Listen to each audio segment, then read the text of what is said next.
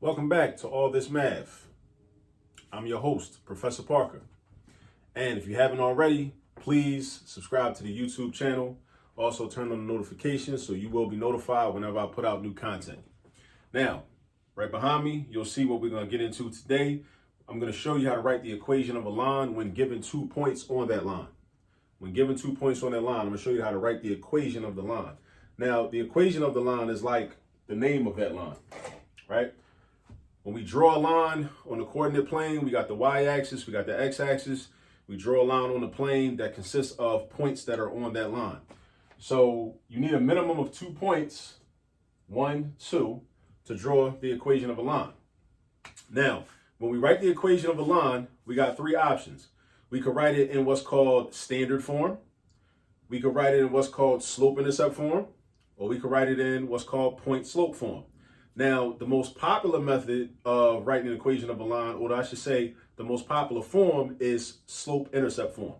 Slope-intercept form. And if you're familiar with slope-intercept form, then you know that it's written as y equals mx plus b. So I'm going to put that right here. Y equals mx plus b. That's slope-intercept form. Now, in case you forgot, it's called slope-intercept form because when you look right at it, this letter right here, which is m or variable, represents the slope. This variable right here, b, represents the y-intercept.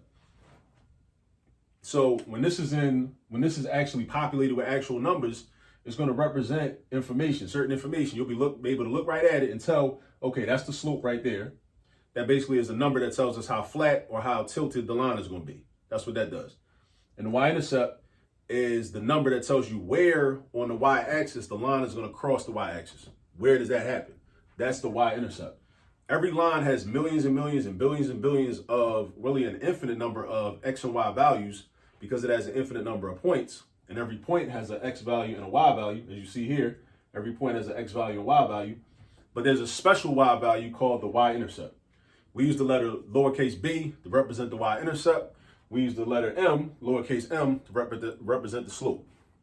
Now, as you approach problems like this is what you should do. Ask yourself this question. Do I know the slope? Right? Ask yourself that question. Do I know the slope? If you know the slope, then that means you're going to take that number that you've been given and you're going to just basically substitute it in where the variable m is.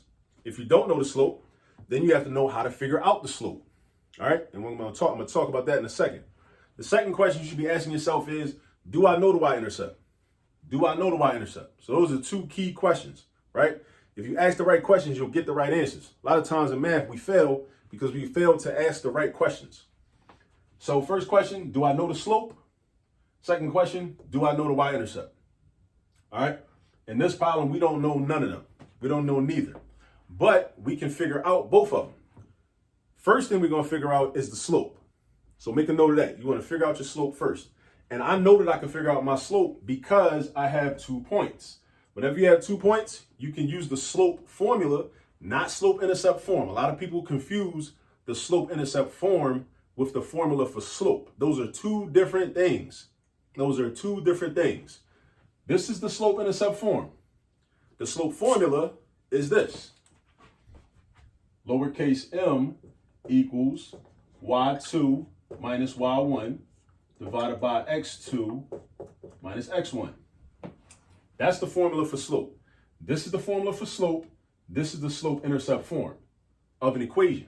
And it's called that because you look right at it, you can tell what the slope is, and you can tell what the y-intercept is. All right? So we're going to use this formula to figure out what the slope is. So now you should be wondering, well, what's y2? What's y1? What's x2? What's x1? That is those 4 numbers, 1, 2, 3, 4. But you got to know which number is which in order to put the numbers in the correct places. Because if you put the numbers in the wrong places, you're going to get the wrong answer every time. All right? Now, I'm going to just tell you, this positive 4 right here, this is what we call x1. Now, why do we call it x1? There's a perfectly logical reason why we call that x1. Because in a point, every point has an x value and a y value. The numbers follow alphabetical order. The x comes first, the y comes second. X comes first, y comes second. X comes first, y comes second. Now, why am I calling this x1? I call it x1 because we got 2 points. This is the first point. This is the second point. First point, second point. So the first number is x because it follows alphabetical order. We got an x and a y, but it's from the first point. So that's why it's x1, right? So that means that positive 6 should be y1 because it's from the first point and it's the y value. The y value from the first point. So I got my x1, I got my y1. I'm going to throw them in the formula in a second. Then over here, this is the second point. I got my x2 and I got my y2. It's the x from the second point. This is the y from the second point. Hence, x2 and y2.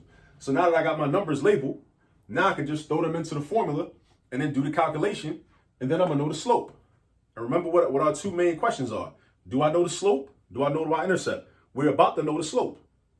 And then once we know the slope, then we can use some algebra to figure out what the y-intercept is, because we don't know the y-intercept neither.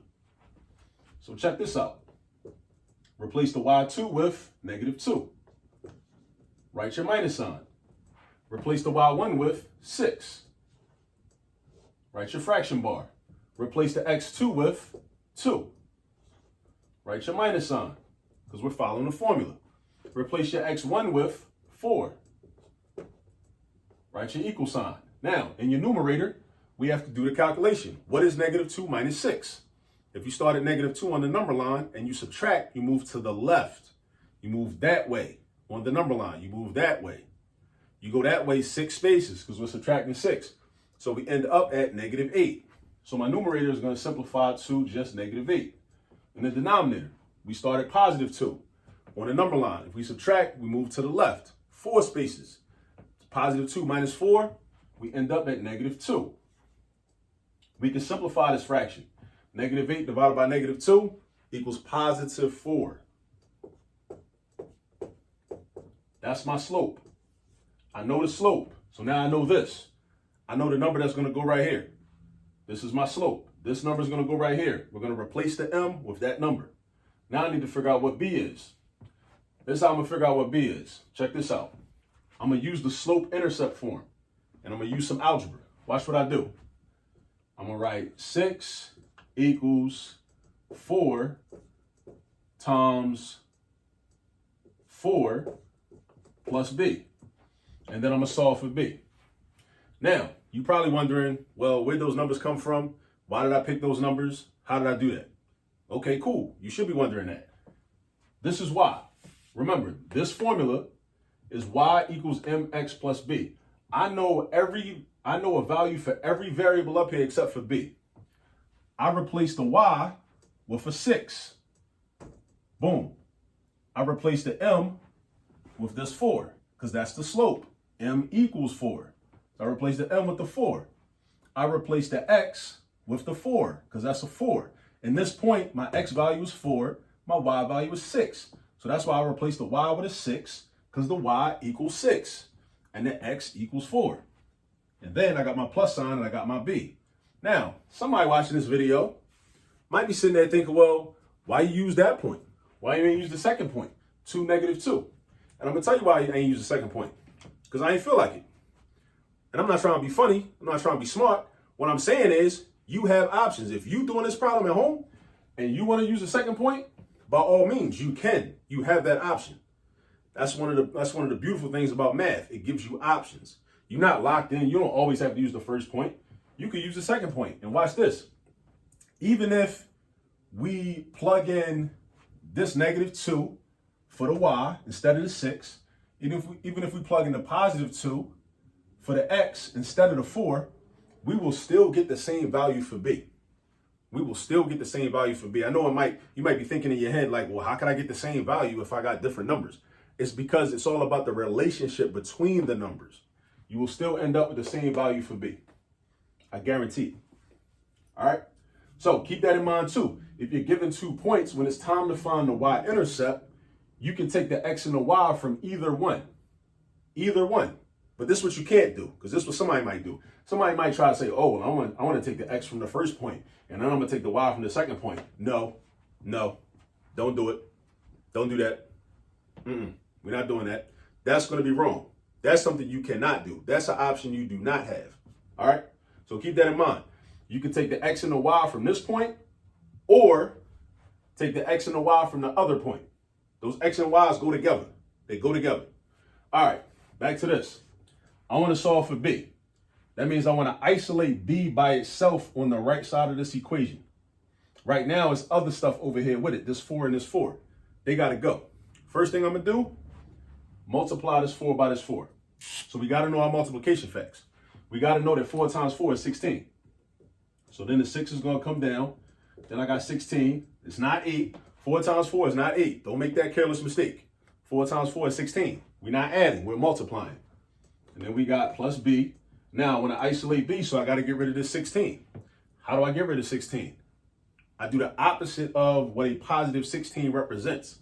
A positive 16 represents the addition of 16. So the opposite of that is subtraction. So I'm going to subtract 16 on the right side and also on the left side. Boom, boom. That cancels out. That's gone. We got to know what 6 minus 16 is. If we start at 6 on the number line, if we subtract, we're moving to the left 10 spaces to negative 10. Bring the equal sign down. Bring that b down. Now I got my y-intercept. Now, remember what I told you in the beginning. Do I always ask yourself these questions? Do I know the slope? Do I know the y-intercept? Do I know the slope? Do I know the y-intercept? I figured out what the slope was, and now I just figured out what the y-intercept. Now it's time to actually write the answer. You write the answer like this. Switch up my marker real quick. You follow this format because we're using SlopeIntercept Form, right? Unless your teacher specifically tells you put the answer in standard form, or specifically tells you put the answer in point slope form. Those are other two forms that are useful in certain situations, but the standard, pretty much the official industry standard is SlopeIntercept Form. SlopeIntercept Form is the most popular. It's kind of like, you know, it's what we use. All right. So now you keep the y, right? Write your equal sign. This marker's almost dead. All right. But you need numbers for m and b. You need numbers for m and numbers for b. You need a number for m and a number for b every time.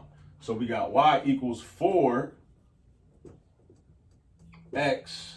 plus negative 10. Right? So technically it will be 4x plus negative 10. But I can clean that up though.